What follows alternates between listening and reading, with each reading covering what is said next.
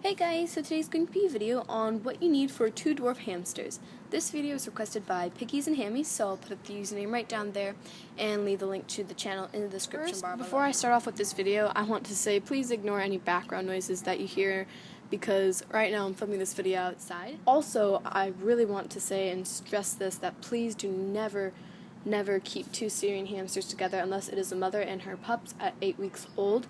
The best hamsters that are usually good with pairing are Robos, winter whites, or Campbell's Russian dwarves.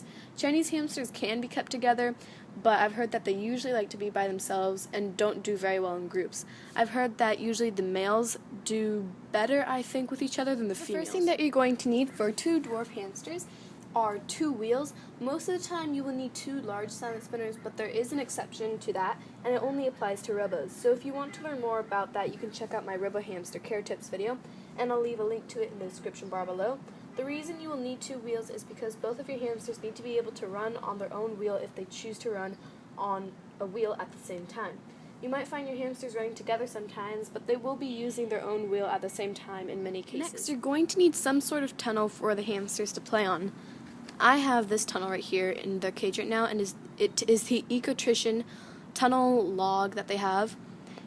And I really recommend having a tunnel because that way they can play around it and get some energy out. I recommend having at least 4 different chews in their cage. Here I just have the nutty stick ball. Then I have a mini apple carousel chew toy. One of the bag of chews right here. And this little carrot chew. The reason for this is because the hamsters need some sort of boredom breaker. Having 4 different types of chews is a lot better than just having, for example, 2 willow sticks, a nutty stick ball, and one of the bag of chews, just so that it gives them variety, and they also let out their energy when they chew and play around everything that they have in their cage. I recommend that you have 2 water bottles in the cage. This is in case one of the hamsters gets territorial and starts guarding one water bottle so the other hamster can't drink. This gives the hamsters both a chance to drink some water. Here I just have 2 Lixit water bottles. This one is a really old version that I had since I had my second hamster, which was a Robo hamster, and that one is the newer version. The next thing that I'm going to start talking about is kind of something that can go either way. You can have 1 or 2 food bowls, or even none. In Sephora and L'Oreal's cage, I just have 1 food bowl for them. This is because they aren't territorial over their food bowl and food, so it's fine for me to have one food bowl. It would be best if both of the hamsters can sit in it at the same time and eat. And both Sephora and L'Oreal can sit in this food bowl and eat at the same time if they want. Hamsters are territorial. You can give them 2 food bowls. 2 food bowls don't work for your dwarves. What you can do is scatter feed. Scatter feed means instead of using a food bowl, you would just take their food and scatter it all around throughout their cage. Scatter feeding encourages their foraging instinct.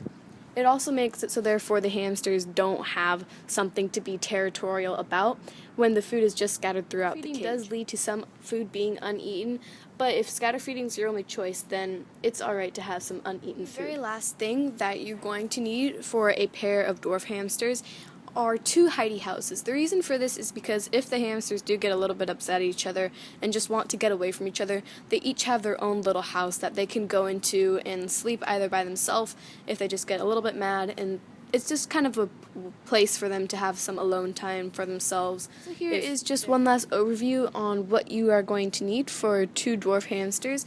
You're going to need 2 wheels, 2 water bottles, some sort of tunnel for them to play in, either 4 different chews or more.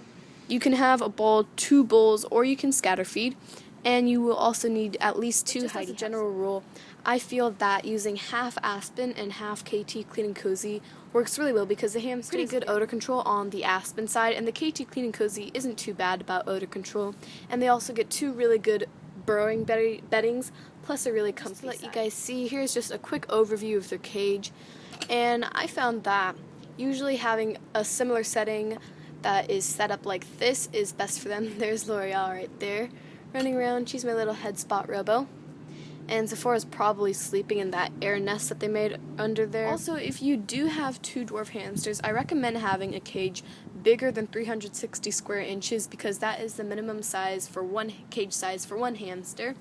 And the way that you figure out how big your cage is to take the length of it times the width of it and just multiply them together, and the minimum that it should come out to is 360 square inches. And right here I believe it is 450 square inches, so that is way above the cage limit size, and it seems to suit my Robos really well. Question asked of how big this bin cage is and where I got it from.